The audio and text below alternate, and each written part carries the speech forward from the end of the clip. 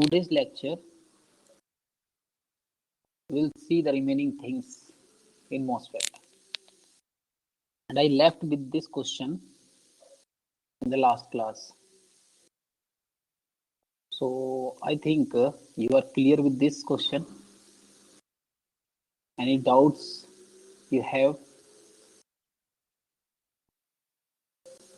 you can quickly ask in this question if it is there. Otherwise, I'll leave it and I'll move to the another one. So please tell me whether I need to solve this question or I should leave it. What do you want?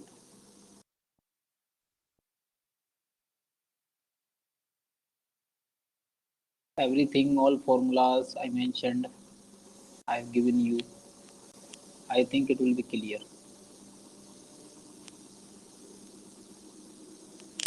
Still you have any doubts, you can ask.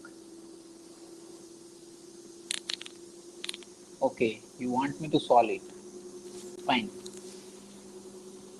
Yes, that I'll do now.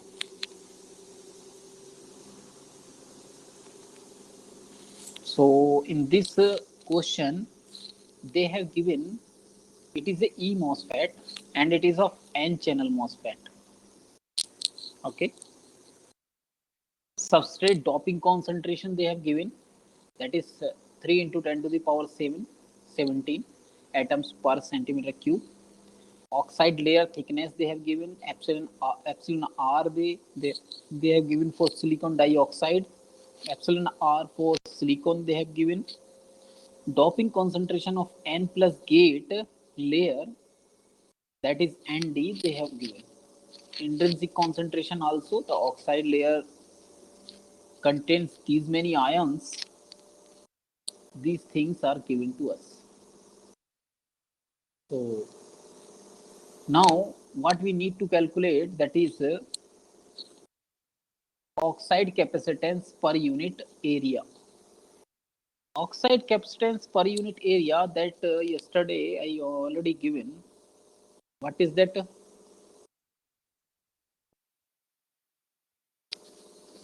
It is A part I am going to solve. In this A part, C oxide will be equal to epsilon oxide divided by T oxide. This is oxide capacitance per unit area. So here I can write epsilon oxide will be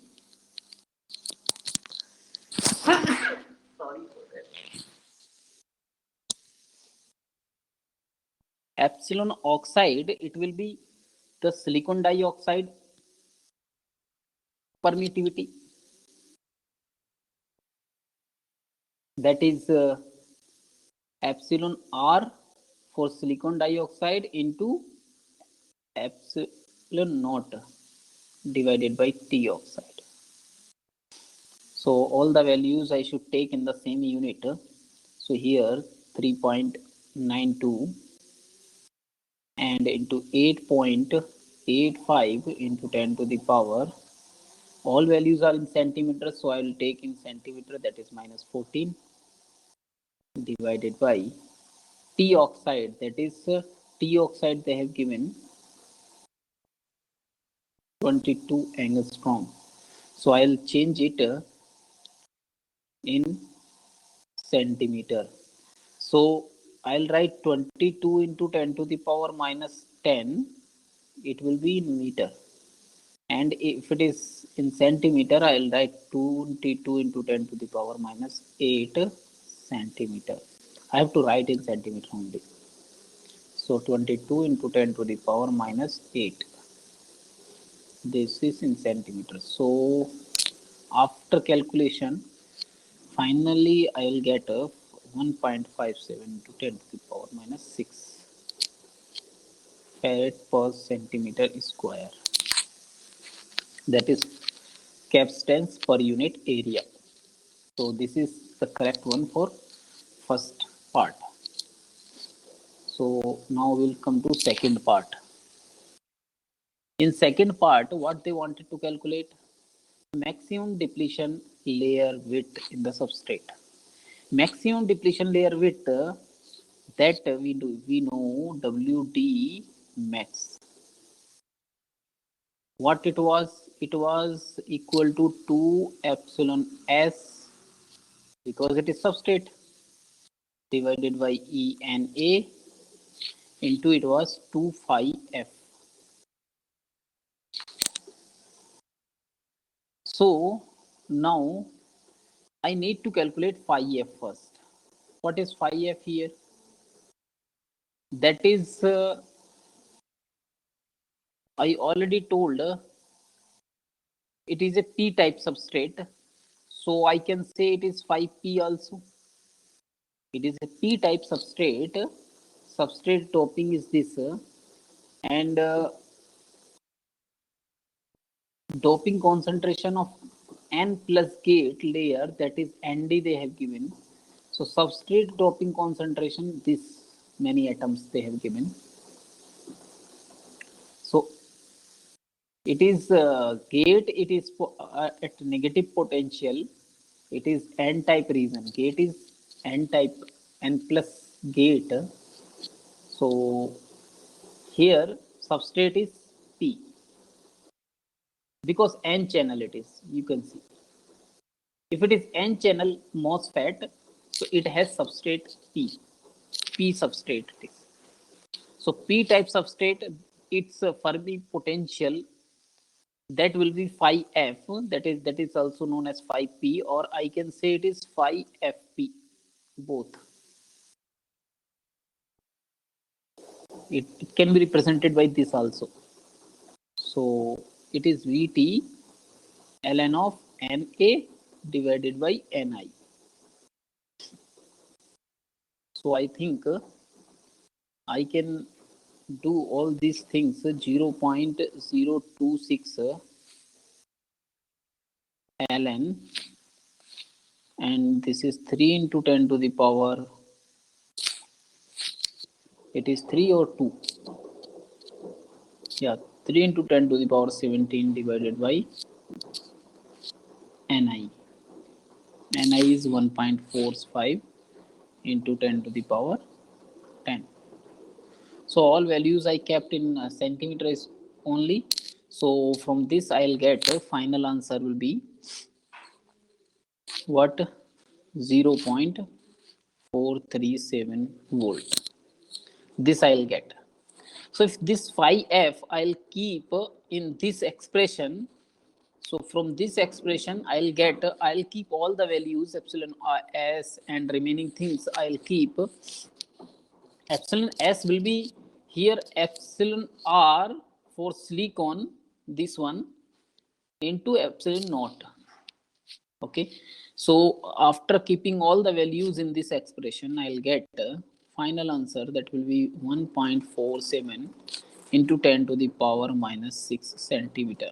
This will be my final answer for this WD maximum. You can calculate by yourself.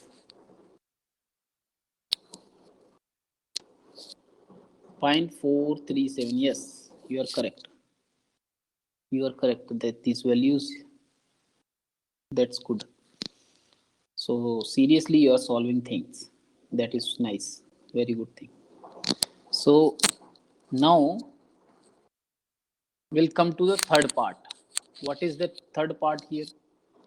Okay, here space I have not given. It is next topic started. So no problem. Here only we'll do. Here this is extra space that we can use. So next question it is what? They wanted to know the flat bending voltage.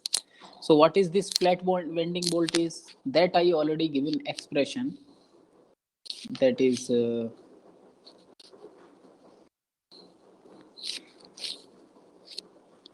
third part. It will be VFP. That flat bending voltage, that is equal to phi ms minus Q oxide divided by C oxide. So see, phi ms I need to calculate, and this phi ms I have already given to you, that is phi g minus phi f. Phi g minus phi f. Okay. So phi f I know already for p type substrate. See, that we know clearly. I already mentioned this is oxide, this is semiconductor, and this is metal. Okay. So phi g is for gate, that is for metal here, and this is for silicon. Phi f is for semiconductor, oxide will be in between. So this phi ms, this expression I already given you, minus phi g minus phi f. This you directly remember. Now here what I need to calculate? I need to calculate phi g. That is what? Vt ln of, it is for gate. So nd, gate will be this n type material, n plus type material, that is why nd, and this will be with respect to ni. So I'll get 0.026 into ln 2 into 10 to the power 20 divided by 1.47, 1.45 into 10 to the power 10. So from this, finally what we'll get? 0.589 volt. So this final voltage I can keep here, that is minus 0.589, and minus phi f I already calculated. That was how much? 0.437 volt. 0.437 volt. So all are in volts. What I will get? Minus 1.026 volt. This is my final phi ms. So if I know phi ms, and q oxide, that is they have given, what is that? It is charge density. Charge density means this E into N. What is they have given here?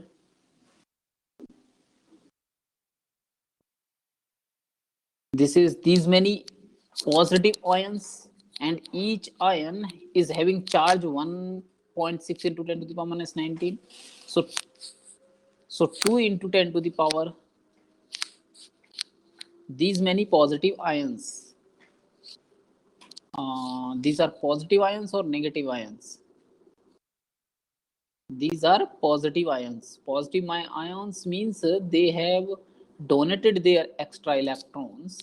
It means these are donor type of impurity. So Nd. So from this 1.6 into 10 to the power minus 19 into Nd is how much? 2 into 10 to the power 10. So from this what I'll get? It is, we can say, charge density, means charge per unit volume. So it is charge per unit volume, that I'll get here 3.2 into 10 to the power minus 9 coulomb per centimeter square. Remember, it is all in centimeter. So now VFV I'll get from here, that is phi ms, that is given to us minus 1.026 volt, and minus it is 3.2 into 10 to the power minus 9 divided by C oxide. C oxide I already calculated. What is this C oxide? It is 1.57 into 10 to the power minus 6. 1.57 into 10 to the power minus 6. This is this units coulomb per meter centimeter square. This is farad per centimeter square. Coulomb per centimeter square, and this is farad per centimeter square. Centimeter square will get cancelled. Coulomb per farad, it will be volt. So what is the correct answer now here? That will be minus 1.028 volt. That is my final answer. So this is for third part. So third part, flat band voltage we got. And next is threshold voltage. Threshold voltage, that also I have given to you. What is that? Okay, space I need to have, but okay, in this part only I'll do this here. Now I need to calculate VT, threshold voltage, that is flat band voltage plus VT ideal.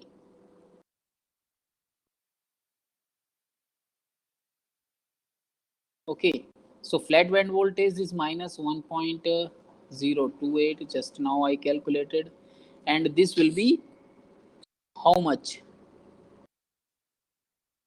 This will be how much? The long back we have done all these things. This is VT. VT ideal. Because they have not given anything, so we cannot take directly. So I need to calculate VT, that is equal to 2,5P minus QD divided by C oxide. So 5P, that is 5F already we know, and QD, that we need to calculate. QD will be depletion charge. What is the charge in the depletion region? That will be minus E into Na. And this is charge per unit volume, and I'll multiply this with WD max. What I'll get? It is charge per unit area. So that is, I'll get here, E is given to us, Na is given, WD is given, all values I'll keep here. I'll get 2.95 into 10 to the power minus 7 Coulomb. This is in Coulomb I will get. C oxide I know, 5P I know, all the values I know. So VT I can calculate. That will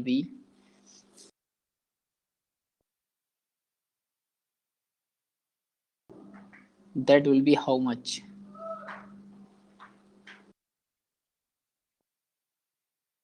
So VT ideal it is. This is ideal. Ideal I should write here. So VT total will be minus 1.028 volt, and minus it will be 2, and minus will get plus, because positive minus here and minus here, so both will get positive. So 2 into it is 0.437.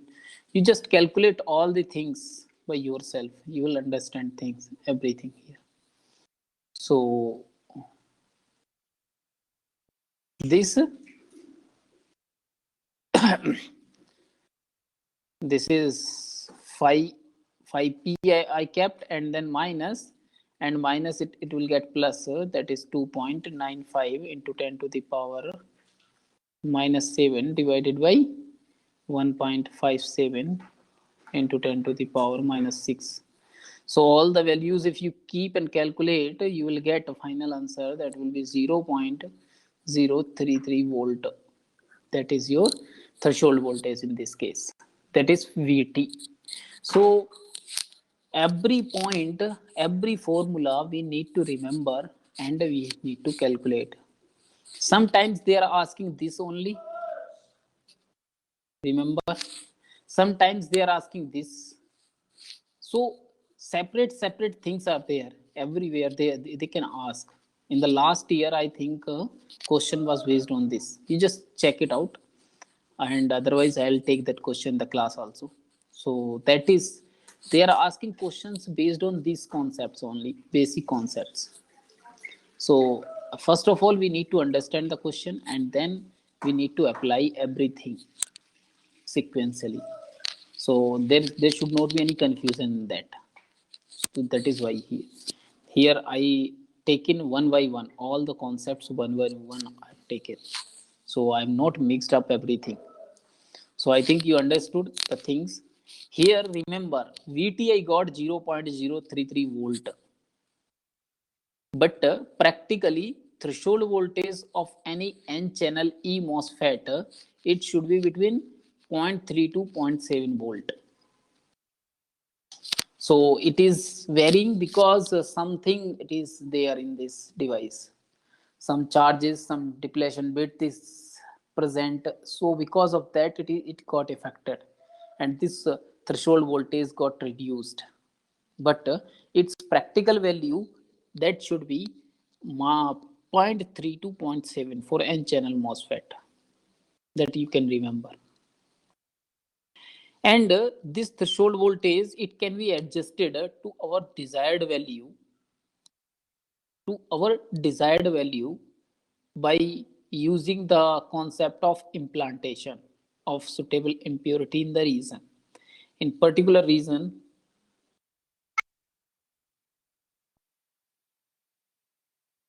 that I already explained in that slide.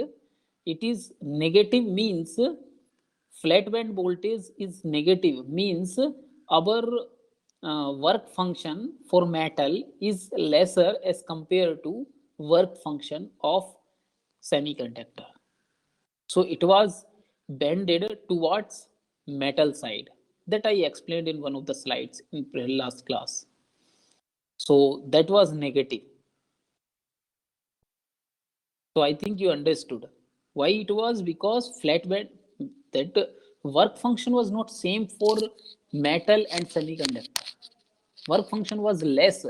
For ideal case, we assume that work function for metal and semiconductor is same, but it is not happening practically. Practically, it is different. It is lesser in case of metal and it is higher in case of semiconductor. So that is why this flat band voltage, it comes negative. That phi f, it is negative. So those things just I explained, but again, if you want to ask, you can ask, no problem. But you should be clear with your concept. It should not be any confusion in that. Okay. So I think it is done.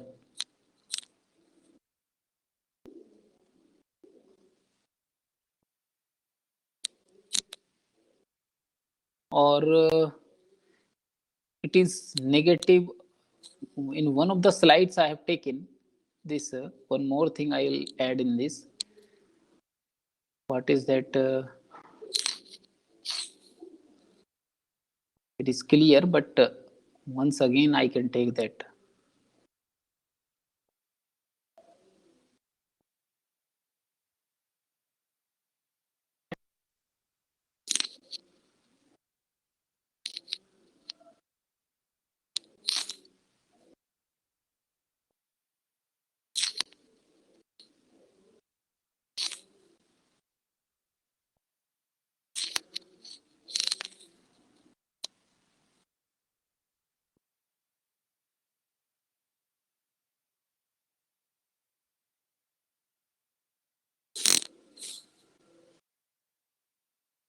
Okay, whenever it is required, I will take that. But you just remember it is negative. So that was negative. So we need to apply some gate voltage to make it flat. So in that case, we need to apply -1. Suppose it is minus flat band voltage. It was how much? Minus 1.028 volt. So that much voltage I need to apply at the gate terminal to make it flat. That is only the concept behind this.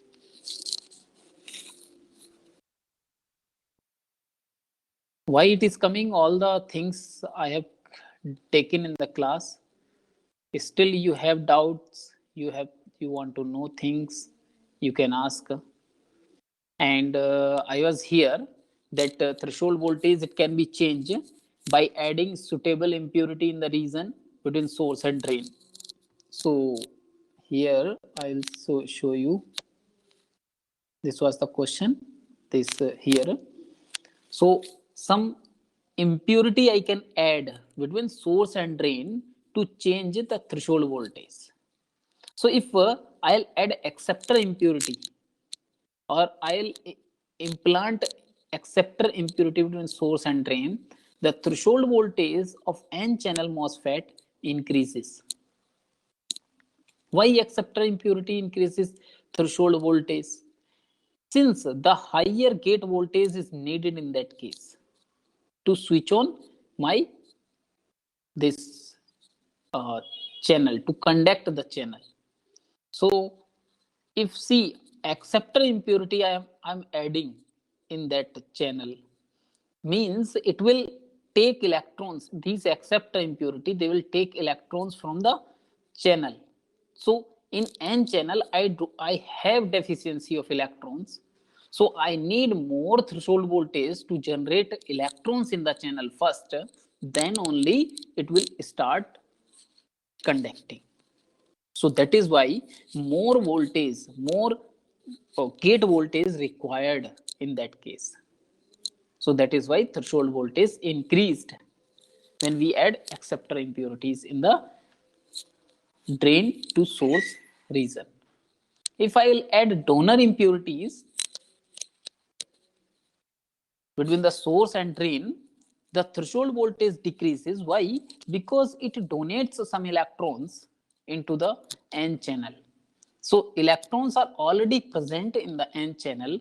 I have no need to apply extra voltage at the gate, or very minimal voltage. If I apply at the gate, it will start conducting. It means lesser threshold voltage is there for this type of impurity. So these impurities can be added in the region between gate, source and drain, and this can change the threshold voltage of that MOSFET. So now the question is, how much impurity I'll add, or how many impurity atoms I should add per unit area, so that I'll get this much change in the threshold voltage. So that is given by this expression. That is given by this expression here I mentioned. So the number of impurity atoms per unit area required to change the threshold voltage by an amount of delta Vt is given by C oxide into delta Vt divided by electron charge. So this is the expression which says these many impurity atoms per unit area are required to change the threshold voltage by an amount of delta Vt. So that is here taken. So based on this, I have taken one question. We can understand this. Calculate the number of acceptor impurity atoms per unit area required to change the threshold voltage. That is 0.5 volt. Means the delta Vt they have taken here, that is 0.5 volt. And C oxide in the previous question, that we know it was how much, we can see in the previous question, C oxide 1.57 into 10 to the power minus 6, 1.57 into 10 to the power minus 6 farad per centimeter square. That was the C oxide. And E electron charge we know 1.6 into 10 to the power minus 19. So from this I can say the number of acceptor atom will be equal to C oxide into delta Vt divided by E. I can take all the values here, 1.57 10 to the power minus 6 into delta Vt is 0.5 volt divided by 1.6 into 10 to the power minus 19. So So now I'll get the final answer. That will be something like you can write it is 4.906 into 10 to the power minus, sorry, plus 12 atoms per centimeter square. So this is the answer for this. So simply they can ask in one mark that number of impurity atoms required. So like that we can solve.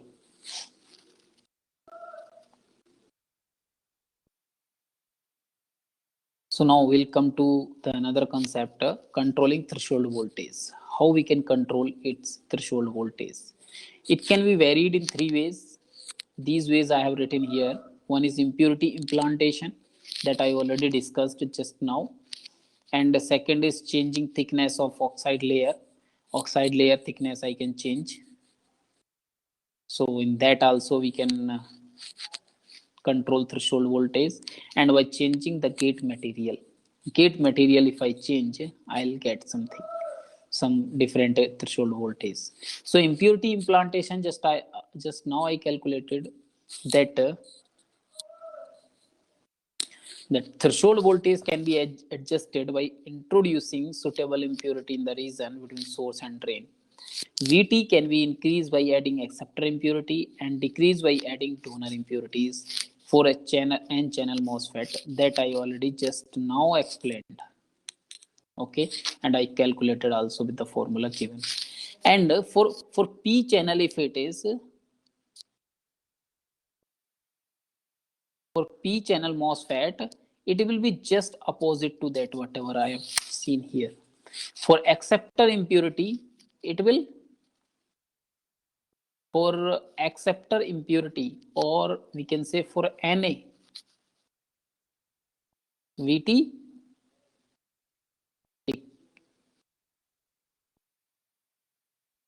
Vt decreases, and for Nd Vt increases. Just opposite to this, whatever we have taken for N channel, it will be for P channel, just opposite to that. If I add acceptor impurity, I'll get reduction in the threshold voltage. If I'll add donor impurities, I'll get increment in the threshold voltage. So that those changes I can understand, and the expression will be same for both, for all the cases that I have taken. C oxide into delta Vt divided by E. So that expression will be same for this also. Now we'll come to another point, that is changing thickness of oxide layer. Now suppose I'll increase oxide layer thickness. If I increase oxide layer thickness, what will happen? C oxide will get reduced. If it is reduced, in that case, minus Qd divided by C oxide, it will get increased. If it is increased, so we have seen in the expression that it is directly proportional to this expression, my Vt will get increased. Vt expression, it is directly proportional to minus Qd divided by C oxide. So I can say Vt got increased.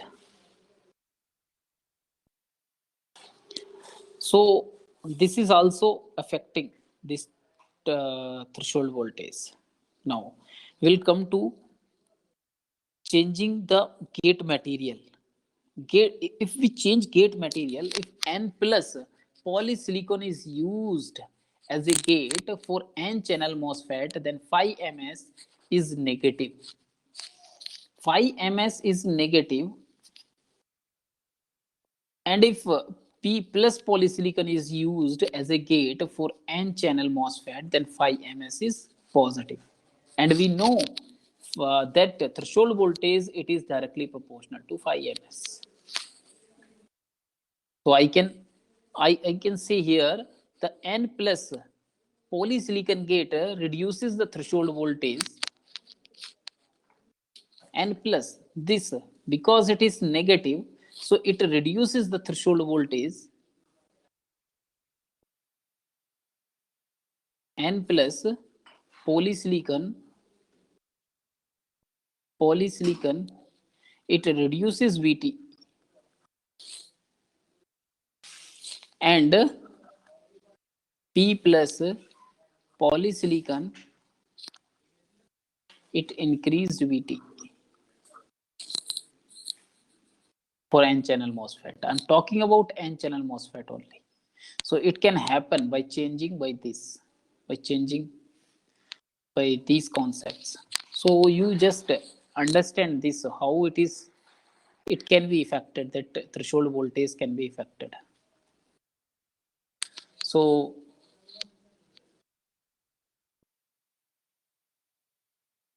based on this concept and previous concepts, now what I have taken here, one question, that is threshold voltage concept also coming in this. So I think you can easily solve this question. Just try to answer, because all the things are given, all the points are given. You just need to apply the required formula and you need to calculate values. You just do it. So it is for you. You take time, but do it fast. I want your preparation at least.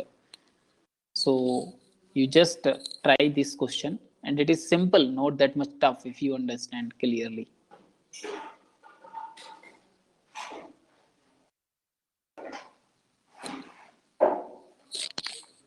So please try to solve this as early as possible.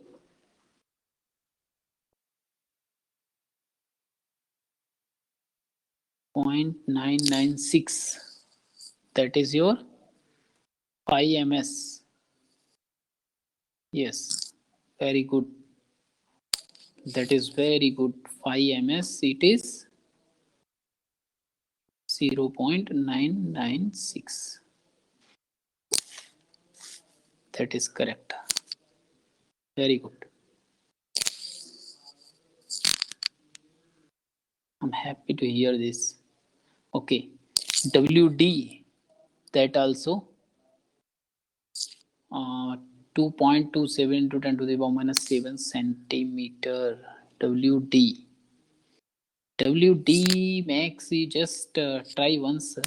You just check it out. It is not this much exactly. Tell me what is 5F?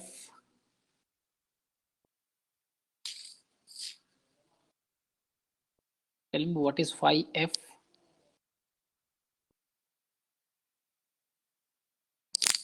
0.606. No, this is not 5F. Just missing something. So why it is so? 5F. 5F means your semiconductor or substrate. So in substrate you have to take ND, not Na. So yes, it is 0.39. That is your 5F. That's good. So now if you keep this 5F in your WD max, what you will get?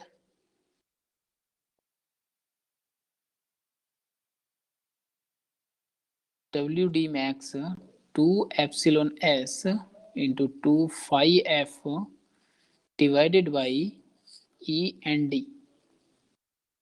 So how much you got from this? If you keep all these values, what you will get here? You just tell me.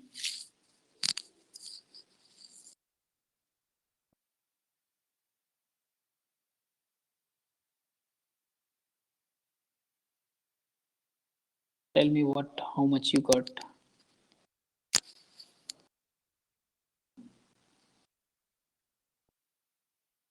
WD max.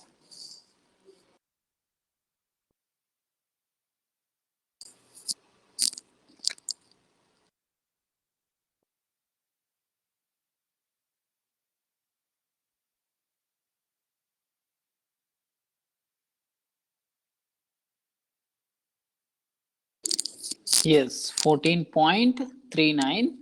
That's good. Very nice. 14.39 into 10 to the power minus 6. That is your in centimeter. That's good. Very good. So WD max, if you got, so what is the use of this WD max? You wanted to get QD. QD is your main aim to calculate in this case. And QD will be E and D into WD max. So E is 1.6 into 10 to the power minus 19. And ND is given to us. What is that?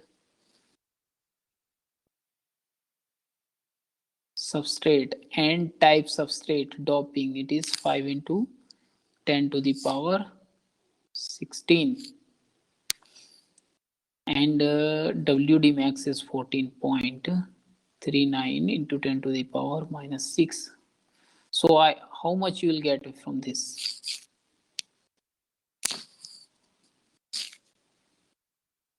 10 to the power minus 6. Okay, very good. 0.115 into 10 to the power minus 6 coulomb per centimeter square, because it is charge dense. This was charge density, charge per unit volume, and if width is multiplied, then charge per unit area. So this is charge per unit area, QD you got. And now you will tell C oxide is how much? Epsilon oxide into T oxide. Epsilon oxide they have given 4 into 8.85 into 10 to the power minus 14 divided by 7 into 10 to the power minus 7. So how much you will get? 5.05 into 10 to the power minus 7 farad per centimeter square. So C oxide also you got, QD you got. One more thing, what they have mentioned here, neglect the gate oxide charge. What does it mean? It means, I'll write in different color. It means your Q oxide is equal to, nearly equal to 0. So if it is Q oxide 0, what you will get here?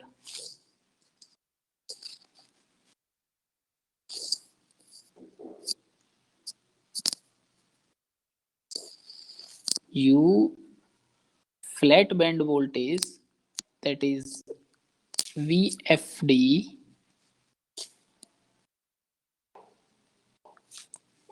that is 5 ms minus Q oxide divided by C oxide, that will be approximately equal to QMS. Sorry, not QMS, it is 5 ms. It is 5 ms. And 5 ms you already calculated, that is 0.996. So I think you got it. This is how much? This much volt. So this is flat band voltage. Now what you need to calculate? VT overall. That is V flat band voltage plus VT ideal. So flat band voltage, that you know, 0.996 plus this is how much? This is how much? VT ideal. That formula that you know already, 2 phi f, and it will be directly you can write QD divided by C oxide, and it is with this minus sign, minus 25F minus QD divided by C oxide. So all the values you know here, 0.996 minus 2 into 5F you know, that is 0.39, in minus QD you know, 1.15 into 10 to the power minus 7 divided by 5 into 5.05 into 10 to the power minus 7. So all the values now you got and you kept, you will get minus 0.011 volt. So it is,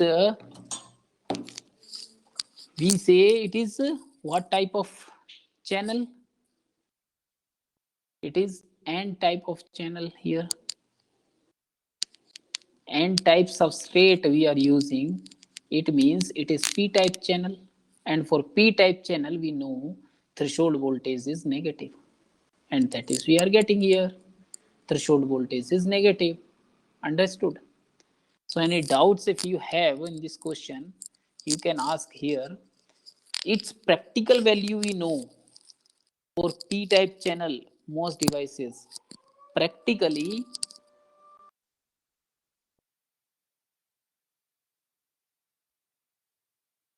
VT for most devices, it is varying from 0.3 volt, minus 0.3 volt to minus 0.7 volt. So this is our practical value that we consider. So desired VT can be achieved by implanting what? Donor impurities in the region between source and drain. So this much desired if we want, we need this voltage to reduce to this. So donor impurity we need to add in the region. So that desired voltage we will get. So that is why manufacturer, they do the same thing. They add desired impurity to make this voltage practically minus 0.3 volt to 0.7 volt. But actually we are having this voltage 0.011 volt. If it is normal, there is no implantation, nothing we have done. So this is we are getting. So now let's see another one. That is one question. Calculate the number of acceptor impurity atoms per unit area required to change threshold voltage to minus 0.5 volt in our problem. In that problem, I need to change my desired voltage because I am getting how much? 0.011 volt. In our problem,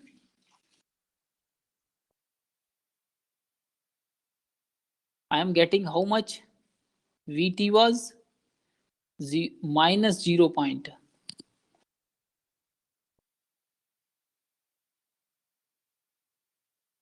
I was getting minus 0.011 volt. So this is my voltage, but I need threshold voltage that is minus 0.5.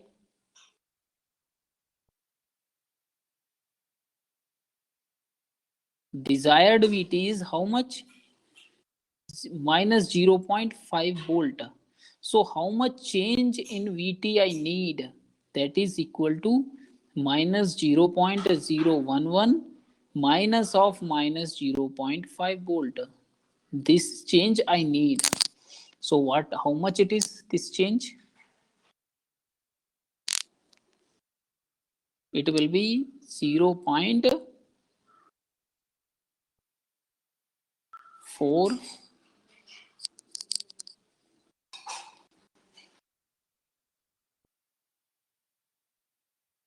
0.89 volt.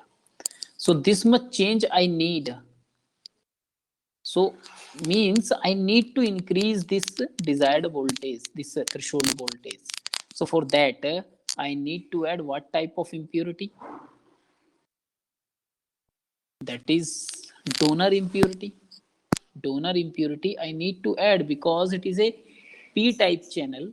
If it is a p-type channel, I'll add a donor impurity and I'll increase the voltage. So number of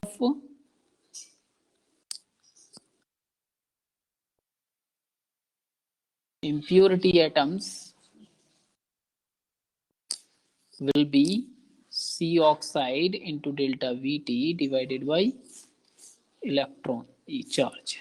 That is 5 in 0.05 into 10 to the power minus 7 into that is 0.489 divided by 1.6 into 10 to the power minus 19.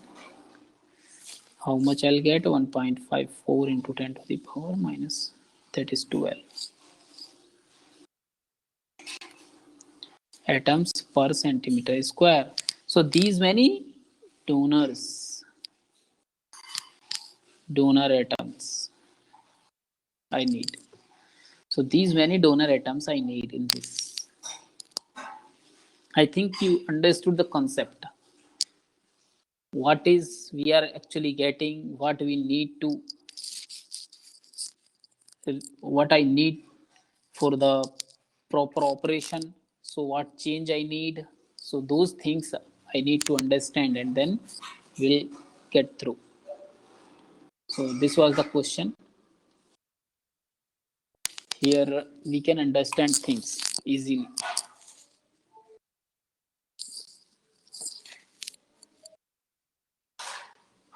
So now we will come to the another concept that is transconductance of E-MOSFET.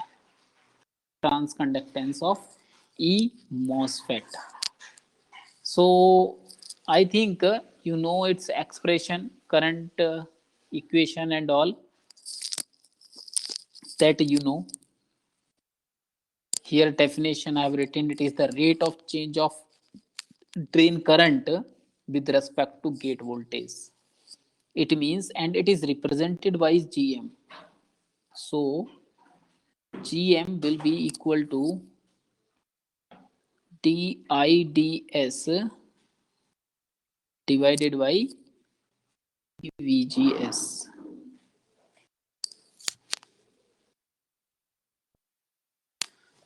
That is dVGS. So this is my transconductance. Okay, so this transconductance, it will be different in ohmic region and it will be different in saturation region because expressions for current it was different for both. So for in ohmic region we know VDS it is small. If it is small, in that case IDS it was mu n C oxide WIL VGS minus VT into VDS. That I was getting. So this was the expression for IDS in this reason. So suppose I'll differentiate this with respect to VGS, I'll get DIDS divided by dVGS. That will be equal to mu n C oxide WIL into VDS. That is only. So that is my Gm here. Mu n C oxide WIL into VDS is my Gm here. In this case. In second case, when VDS it is large. If it is large, in that case, my current expression will be 1 by 2 mu n C oxide WIL into VGS minus VT whole square. So I'll differentiate this. I'll get DIDS divided by dVGS. That will be 1 by 2 into mu n C oxide into W by L into 2 into VGS minus VT. This much. So this 2 will get cancelled. So from this I will get GM is equal to mu n C oxide W by L into VGS minus VT. Okay. So this is my GM in this case. Okay. So I think this GM, this is VGS minus VT. This VGS minus VT can be replaced by this. So let's what we will get here.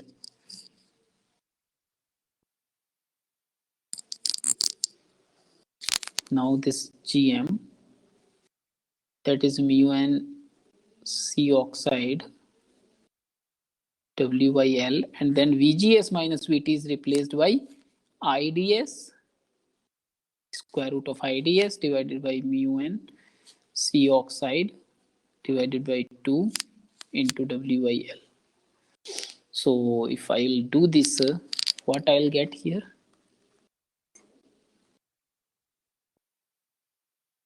Two mu n C oxide W by L into IDS.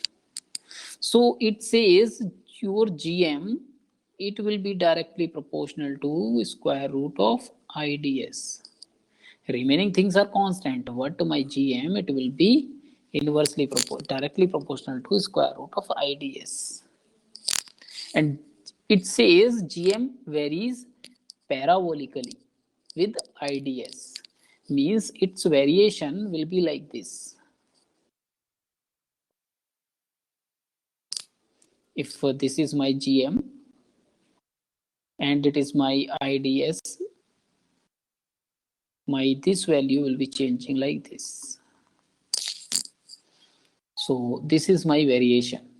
So for small values of VGS, GM increases linearly with VGS.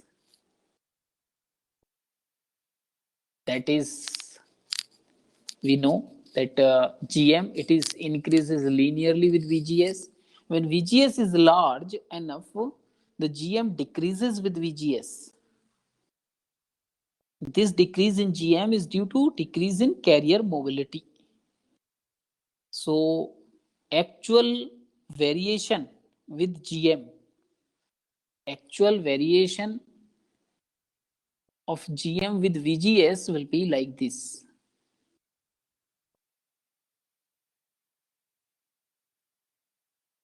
It will be like this. It is linear for small values of VGS. And this is GM. For VGS, if we are varying, we'll get GM like this. For small, it is linear. And then it will decrease because of carrier mobility decreases. For larger VGS, it will be like this, and it shows this type of variation. So generally it is like this. At higher VGS values, carrier experience greater attraction towards gate, because VGS, if I apply large, the carrier which are in N channel, in the channel, they will be attracting towards gate more and more. Hence their mobility, means they move slowly or their mobility will be affected from source to drain, which indicates that their mobility decreases. So initially when VGS increasing, we are having more and more charge carriers in the channel and GM linearly increasing with this. When VGS it is very large, my mobility gets affected because they will experience force towards gate terminal, gate. So they will be there is a decrement in the mobility of these carriers. So because of that decrement, this GM will get decreased with VGS. So it will be looking like this graph. So I think it is clear and it is done. Any doubts if you have in this up to here, you can ask.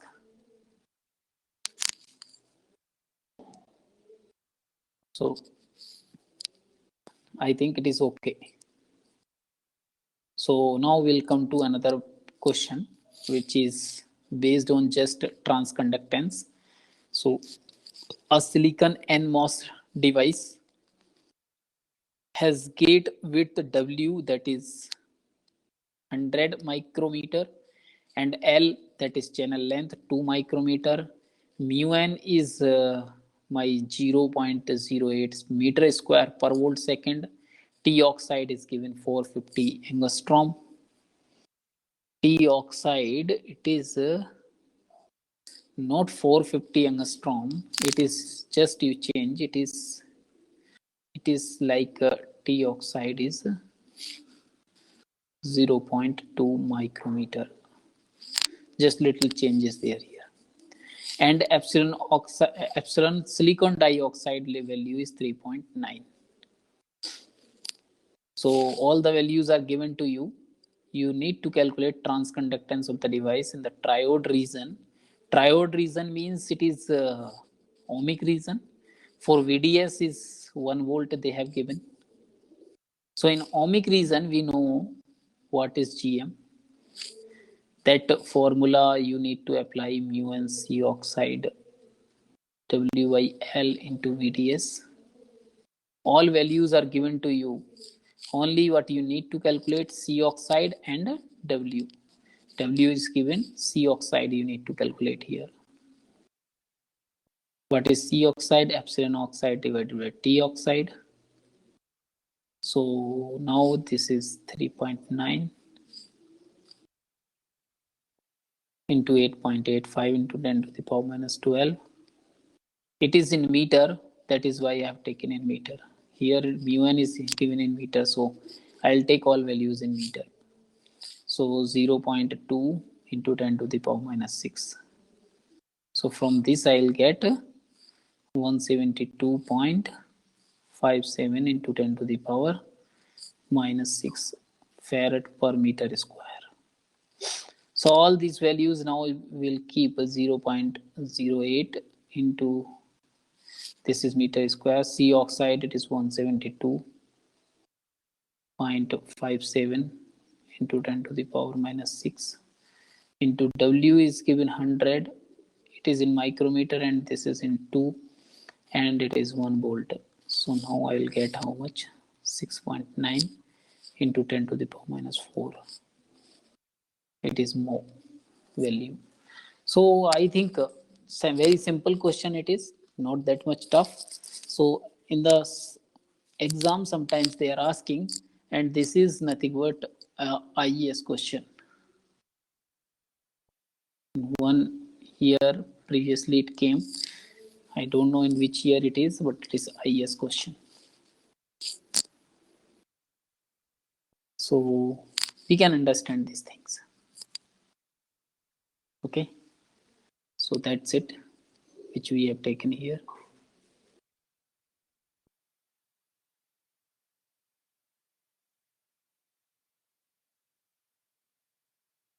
So now we'll come to the another concept that is DMOS. See, I think you understood everything related to EMOS or enhancement MOS, and now we'll little bit understand about DMOS. DMOS is similar to EMOS, and structure it will be looking like same, but little changes only, and in their characteristic also little changes will be there. So don't worry, all the things I'll not repeat here because lot of things are there for EMOS, so everything will be same. Whatever changes are there, those I will take here. So here basic structure will be same, and one slide that I removed because that is same for this also. So a metal layer is formed over the oxide layer using chemical vapor deposition, that is also same. Everything it is same, no, nothing is changed. The change is only here in the channel. Here I have taken a N type lightly doped channel here. N type lightly doped channel which is already existing in DMOS. That is only the difference. It means if I have gate voltage that is 0, I will have some current that can flow through the device. In E only MOS, there was no current if gate voltage was 0, or almost 0 current when gate voltage was 0. But in DMOS, I have channel already existing. If I connect this MOS in a circuit, in that circuit, if I apply any 0 voltage, means there is no gate voltage, and VDS is applied some constant voltage, there will be current in the device. That is only the difference in EMOS and DMOS. So channel is already existing in this case. If channel is already existing, it means it has capability to flow current irrespective of the voltage applied.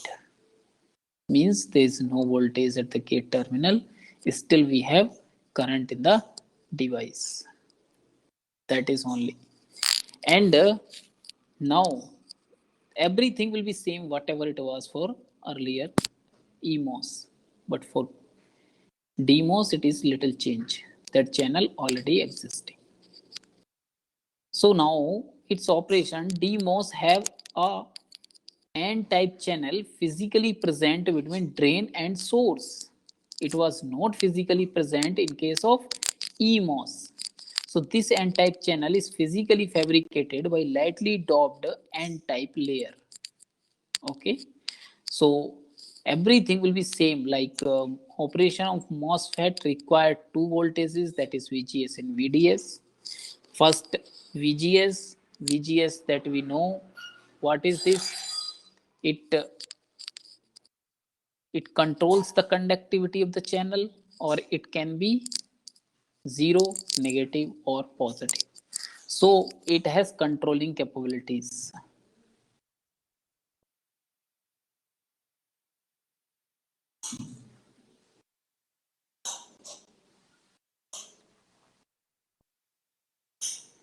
It can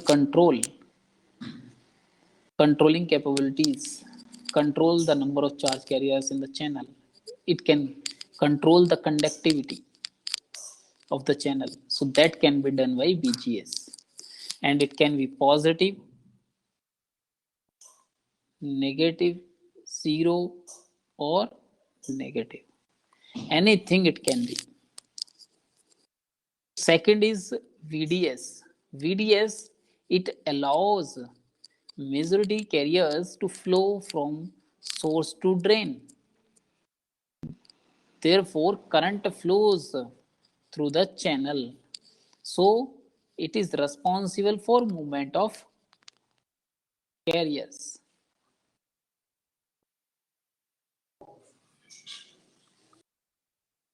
Responsible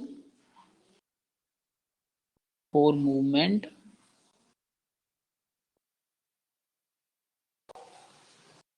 of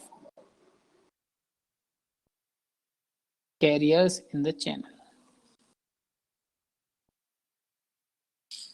So that is from source to drain, carriers are moving, so current is moving from drain to source. So that can be possible with this VDS. So I think you understood the concept of this VGS VDS. Previously I explained same thing.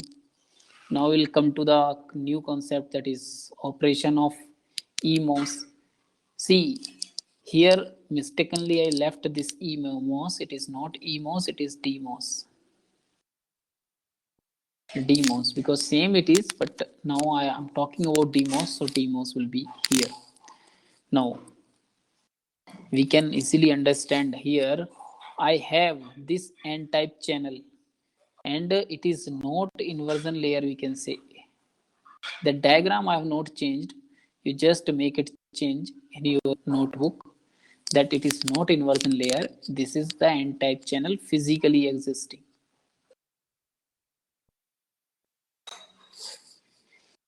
Physically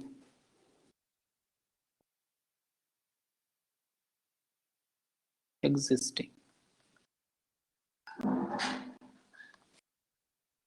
So here N-type channel I have, which is physically existing here. So in this case, what I'll do, first case is VDS constant that I'll take, and VGS we varied. I'll vary this. So if VGS is 0, that I already told, when VGS is 0, still we have carriers in the channel because channel is physically present. Channel is physically present. So carrier can travel from source to drain due to the potential difference VDS. VDS, it is non-zero. VDS constant, it doesn't mean it is 0. It is non-zero here. So if it is non-zero, VGS is 0, we have carriers, so we have current. And ID, we can say here VGS is 0, IDS is non-zero. Means it has current. So the value of IDS when VGS is 0 is denoted by IDSS. That is IDSS is equal to IDS when VGS is 0. Okay. So if VGS is negative, I'll apply negative voltage here. Suppose I'll apply negative voltage. I have shown here positive, that is its actual case. But suppose I'll take VGS negative voltage. What will happen? This metal, it will get negatively charged. This metal, it will get negatively charged. So because of that, this silicon dioxide, it will get polarized. So because of that polarization, positive charges will be towards gate terminal and negative charges towards the channel. If negativity is down, then the electron in the N channel will experience some repulsive force and they will move away from the they will be moving away from the channel. So the carriers in the channel are reduced. So if carriers in the channel are reduced, means your current IDS, it is reduced.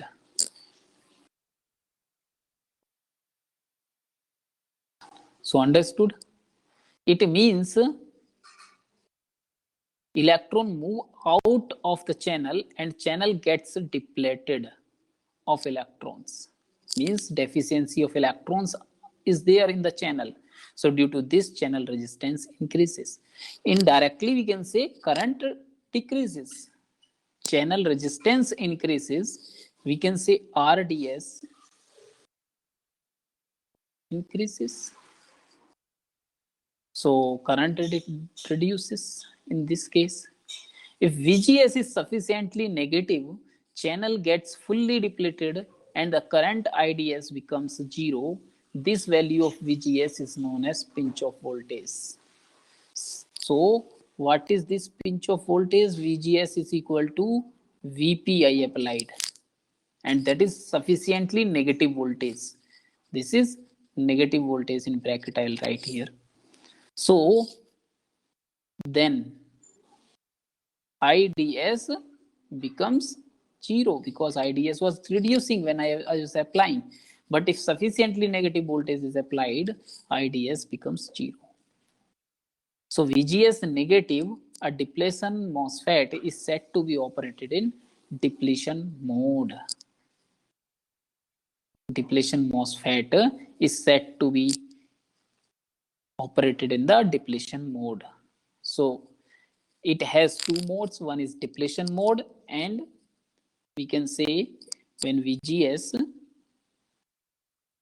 negative, we can say here MOSFET will be in depletion mode.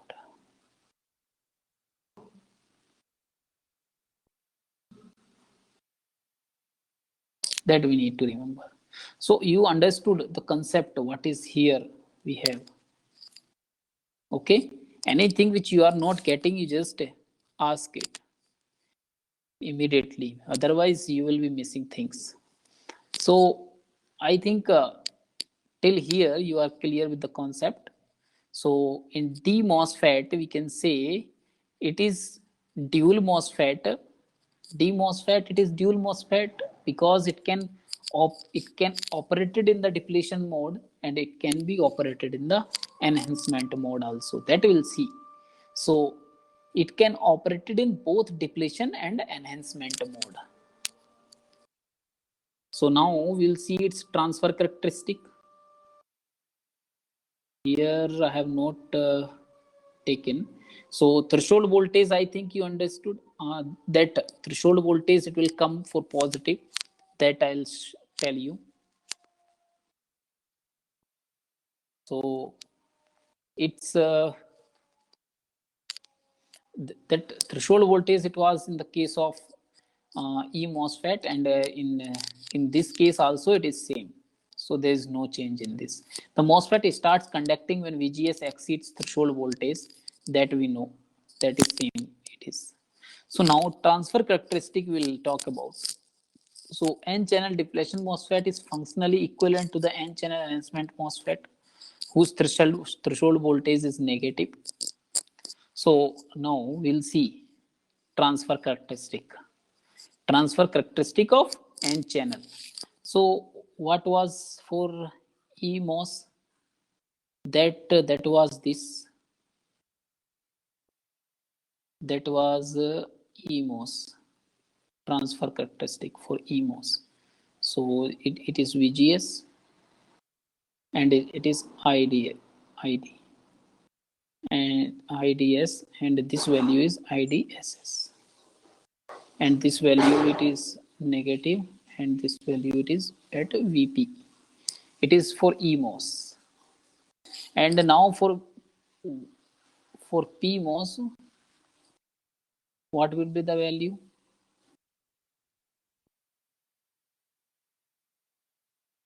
When negative voltage I applied, this is VP, this is VGS, this is IDS, and this is IDSS, this value. So negative voltage I applied, it is happening like this. When I'll apply positive voltage, so what will happen? More charge carriers will be attracted towards the channel, right? So, or we can say the holes are repelled from the channel. So more charge carriers are attracted towards the channel, more electrons are coming, so current will be moving upward. So current will be increasing. So when I increase positively, I'll get IDS increasing. IDS increasing. So I'll say in this area, I'll say it is depletion mode.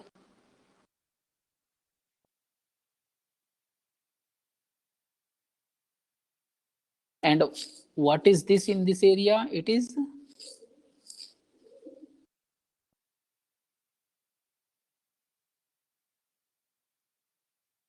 enhancement mode. So we can see both mode are existing in this. Here I have enhancement mode, it is depletion mode, it is dual MOS, we can say. Dual MOSFET. DMOS means dual MOS means both modes are existing, and in this only depletion mode is existing.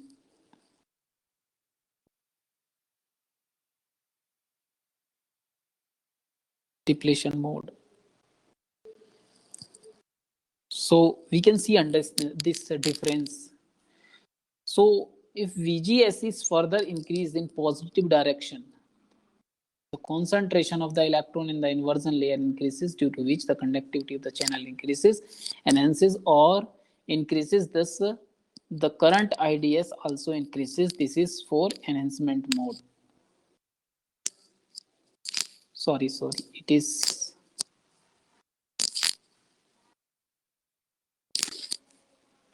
for N channel MOSFET. So this is not in depletion mode. Just I'll remove this.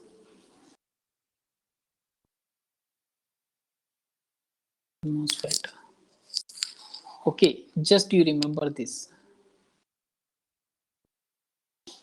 So this was the case in the N MOSFET. So it is depletion mode.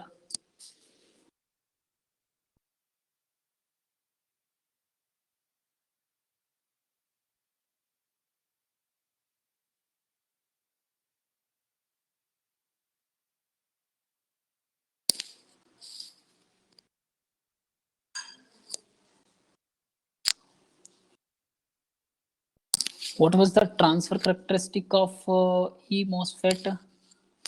That I have already given to you. So that transfer characteristic we can understand.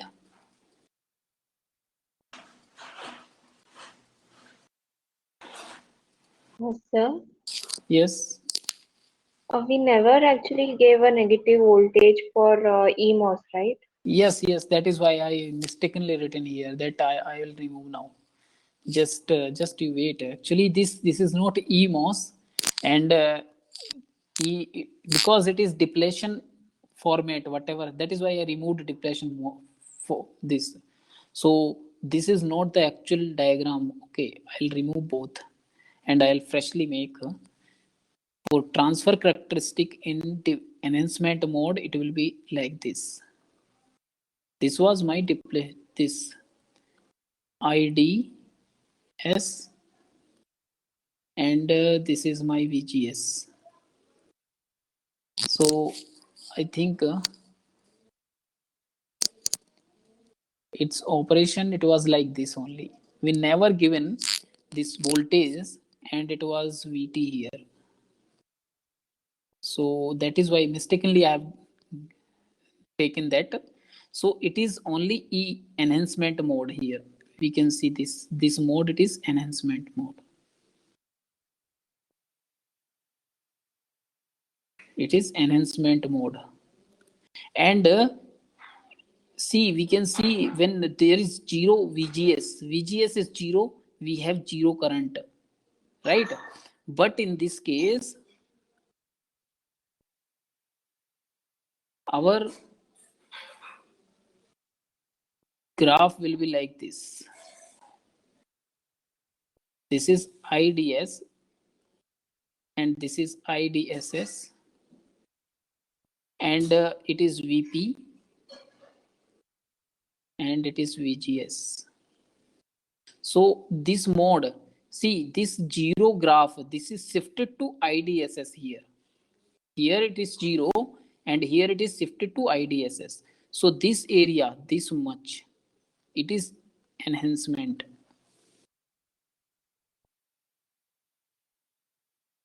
It is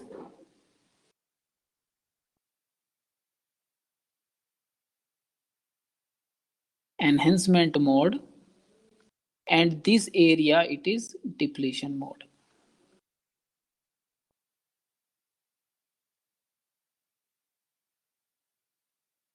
So depletion mode is not existing in EMOS.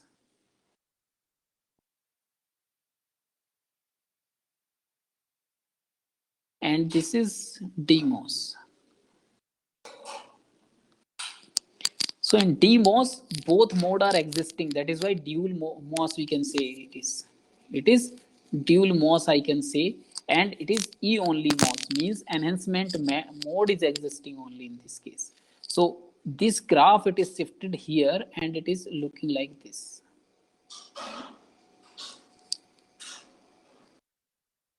Here it is, we can see. So that is only I want to say, but I mistakenly made that depletion mode here. Depletion mode cannot be there in EMOS. So that is why I got confused and I removed that. Okay, so I think you understood this concept. It is transfer characteristic for DMOS.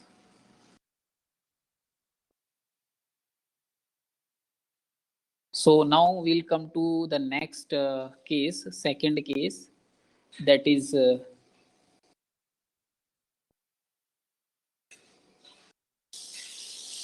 here VGS is equal to constant and VDS I'll vary. VDS I'll vary in this case. So I think up to here you understood. So here VGS I made constant and VDS I'll vary. So for small value of VDS, IDS it increases with increase in VDS. IDS continues to increase till VDS is equal to VGS minus VT. Okay, so when VGS is 0, in that case, if VGS I'll say it is 0 volt, still I'll have IDS, which is not equal to 0. So at 0 volt also I'll have some current. And if VGS I have, it is constant, it doesn't mean that it is 0. So I'll say it is non-zero here. But I have written here that at 0 voltage also I have channel existing and I applied some VDS, that is non-zero voltage, and I'll have current in that case, that is non-zero. So if I increase VDS, I'll have current that is increasing, and that current diagram I can show here.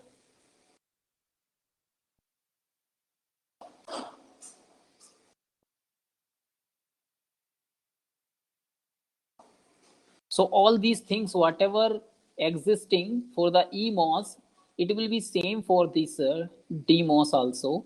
But the main thing is channel already existing, means at 0 voltage of VGS will have current. So that characteristic, that is I'll say drain characteristic, it will be looking like this.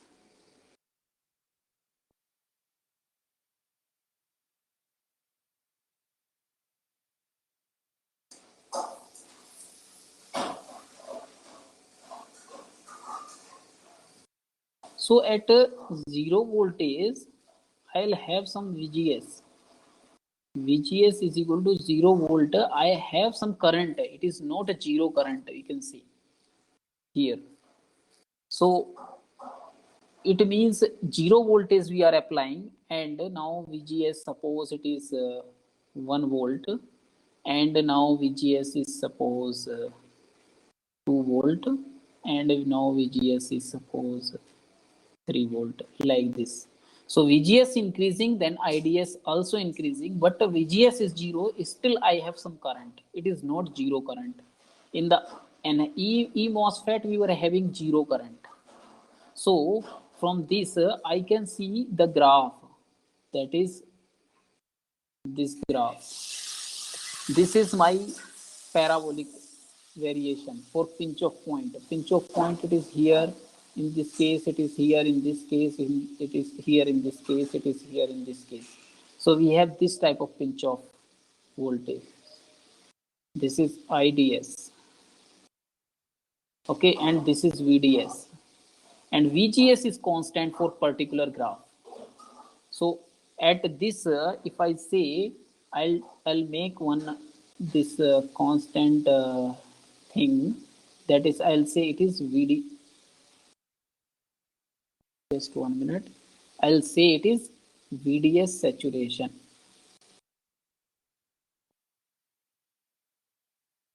At this it is saturated at this voltage, so it is common for all, almost it is common. So at VDS saturation it is saturated at particular volt current, so it is a drain characteristic I see.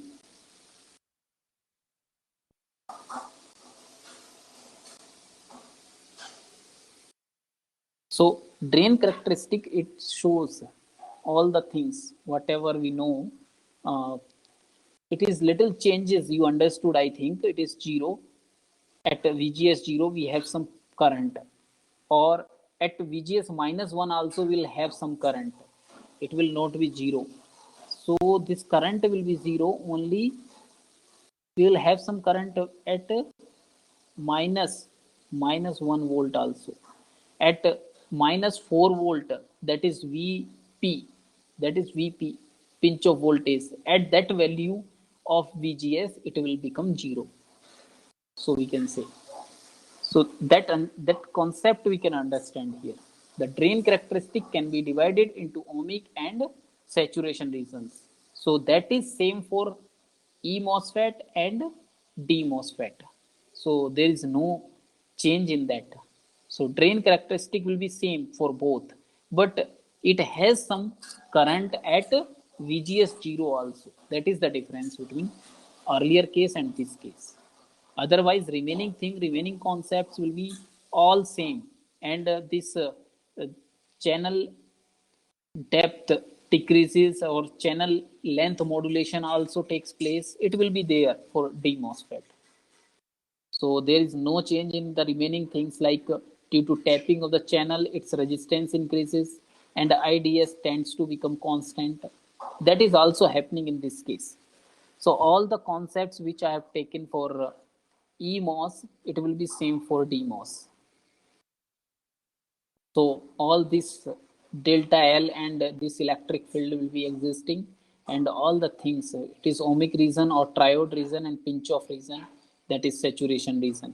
So all these two regions are also same for DMOS, whatever it was for EMOS.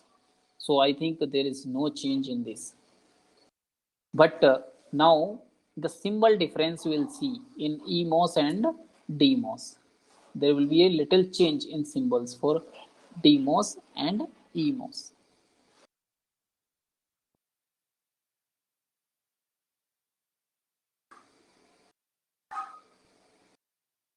So that symbol here I will make, because these all these things will be same. I'll write same it is and same it is. No change, no change for this. But now symbol wise, I'll show you separately. IV characteristic, IV relation, it will be same. So here I'll show you symbol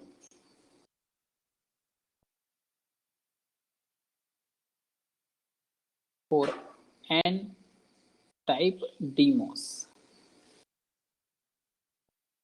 So N type DMOS means N channel it is. So in that case, the symbol will be like this.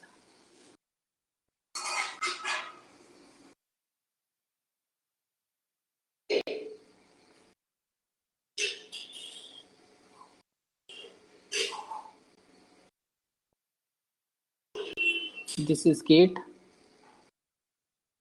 and I'll say it is substrate.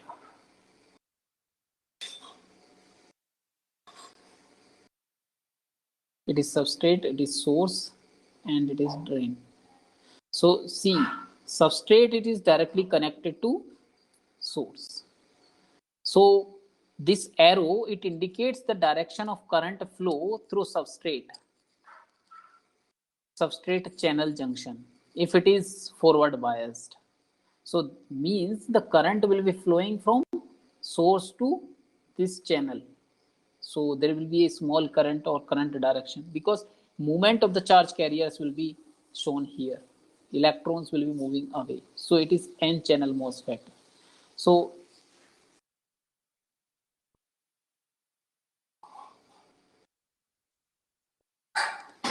this graph I can this diagram I can make in different format. That format, it will be like it can be like this.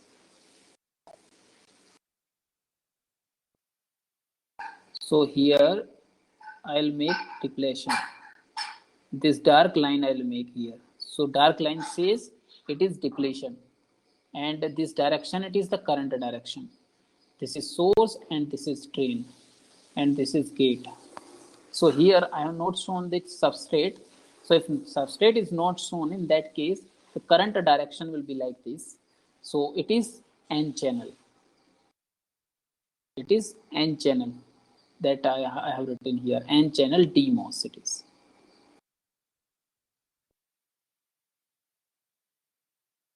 N channel DMOS. We can understand. So it is flow of the current, flow of the drain current, that is leaving the channel through source. It is coming out through the source. So that we can show here. So this is depletion. If it is EMOS, in EMOS I'll have channel will be like this.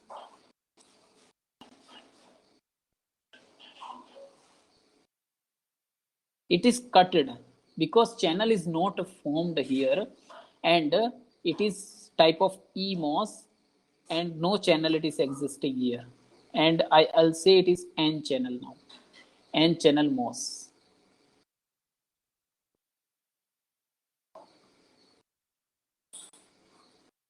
So this is gate, and this is source, and this is drain. So direction of the current will be depending on the channel, what type of channel it is. So it will be, but channel, it is dark shown here, that is why it is D, and it is dotted shown, so no channel existing. It means it is EMOS. So now I think you understood the basic concept. Drain current equation, it will be same. There is no change in the drain current equation also. Whatever I have taken for EMOS, the same drain current will be there. So remember, there is no change in the drain current also. So drain current will be same. And mostly you can have questions based on the concepts whatever I taught in this DMOS. So those also can be taken here. IDS in ohmic region, it will be same, no change. I kept all the slides same because there is no change, and I can tell you that it will be same. IDS in saturation region, that current formula, and it will be same. So transfer characteristic will be different, and drain characteristic will be different, and its operation little different, but the equations for both will be same. So threshold voltage concept also it is same, no change. Okay. So and this also, this flat band voltage also, it will be same. So most of the things are same. Whatever differences I have told you, those are, you remember those differences, just you remember, and then understand the basic difference between these two. And the questions also in the next class, my main topic will be CMOS inverter, because in the gate exam they are mostly asking questions from CMOS inverter. In 2 marks they are asking, in 1 mark also they are asking. So I'll take that CMOS inverter in the next class, and whatever point it is pending, I'll take in that, and I'll finish this MOSFET, and I'll start with the this devices, or we can say semiconductor devices, like photo devices. Photo devices means LEDs, or solar cell, or all these things. That solar cell, it is important because in gate every year we have questions. they're asking questions. So mostly in the next class or next to next class, I'll finish in 2 hours or 2-3 hours. I'll finish the complete syllabus. So whatever doubts you have, you just keep ready your doubts in the for the next class and next to next class mostly. So in next to next class or in next class, I'll finish the syllabus. So it will be depending whether I'll take questions. If I'll take questions, then it will be taking one more class. Means next 2 classes will be there. If I'll not take questions, then it will be next class only. I'll finish the syllabus. So any doubts if you have after that also, you can ask. You can ask through WhatsApp group. You can ask through mail or through any way. You can ask your sir. He will help you in reaching me out. So anything in any way you can ask your doubts. I'll be there for your doubts and for your all type of healths. So remember, anything, you should not feel that you are weak in any topic. That should be your confidence. Means it depends on your confidence. If you feel you are weak, it means your confidence is getting low.